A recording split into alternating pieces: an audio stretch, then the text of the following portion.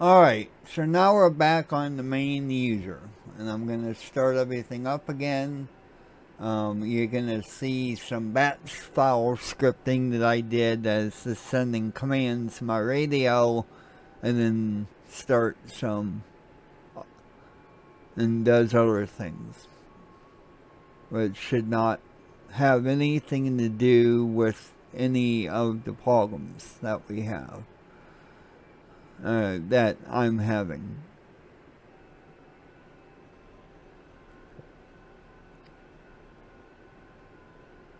Okay, and then as you can see, we have communications with JTAlert. Here's W3S here in the DX call box, and then it's showing up here in JTAlert. So, okay. So we know that the runtime 5.0.7 has an issue with the audio. So I'm going to shut all of this down and switch that version around.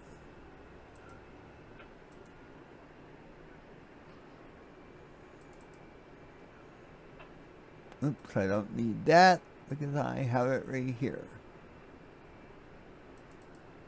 Which I've installed both versions of the desktop runtime.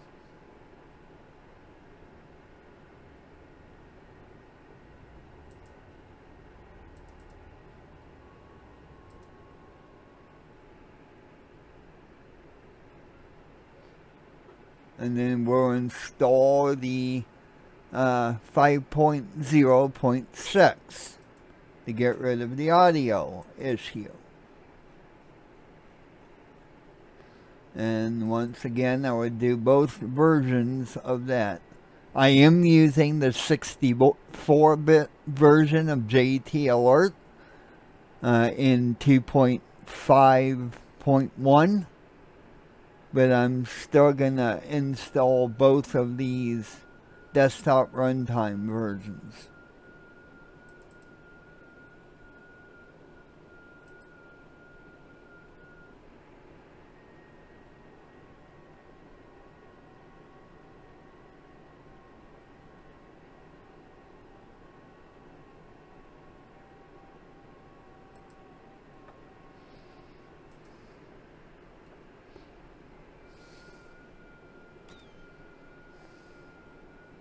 And as you can see, successfully installed.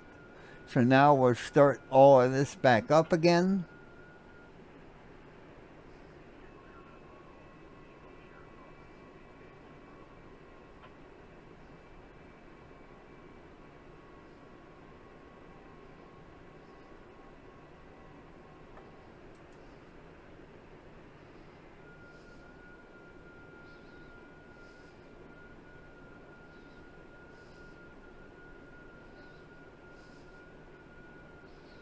And as you can see, it still works.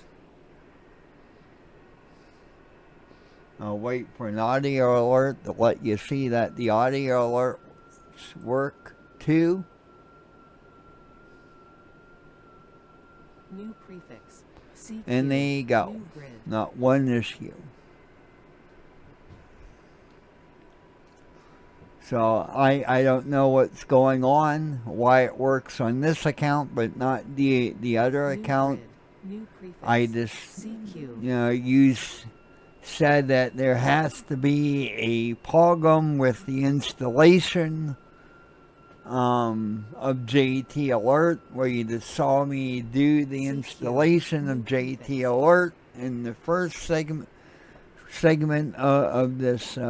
In the second segment of this video, on the secondary user account. And I am going to shut this off and go back to that secondary account and reinstall the older version of JTAlert and show you that it works fine again.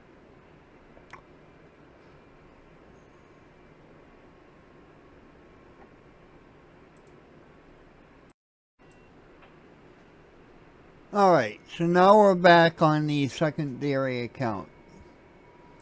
I'm going to start up WSJTX.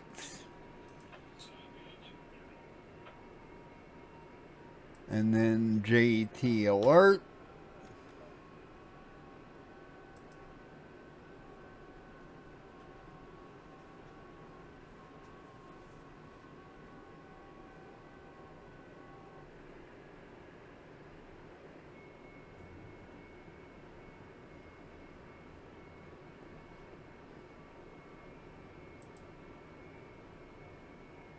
And as you can see, no connection to JTAlert.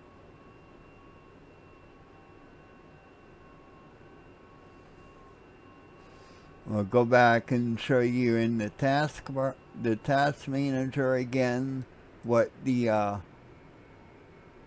manager process is doing. It tries to start and crashes or whatever it's doing.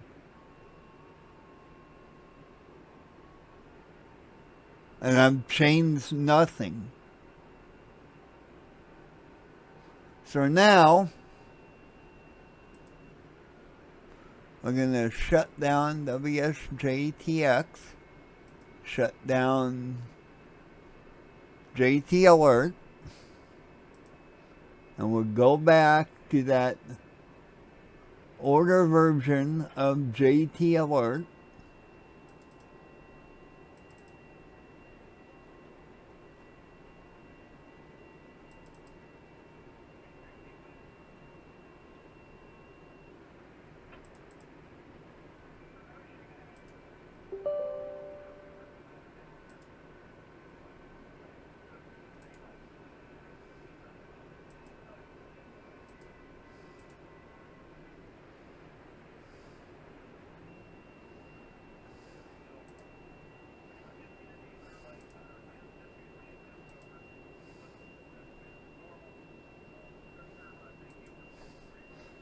Start up WSJTX again.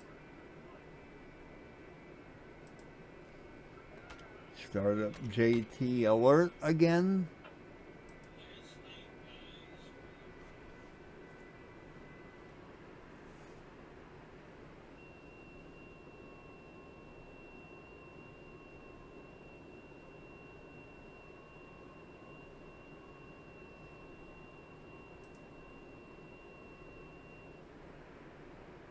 And we have connection to JTAlert into OG here in WSJTX and also up here in JTAlert.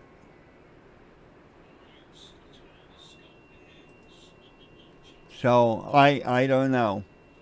I just don't see how it can be a bad installation of JTAlert. You saw me install the new version earlier in this video. So unless I don't know. The same issue happens on 3 different computers that I know of. My buddy Scott's, and this computer, which is my desktop, and my laptop. And run through this whole entire process on either one of those 3 machines and end up with the exact same results.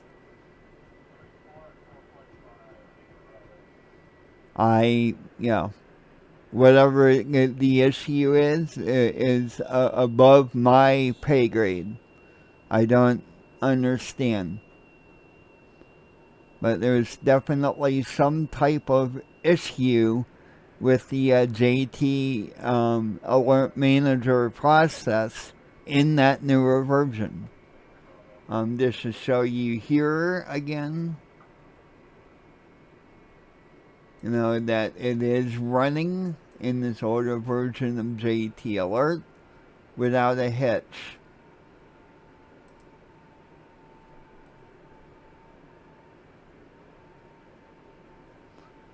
So hopefully that explains more and shows you exactly what's going on, Lori.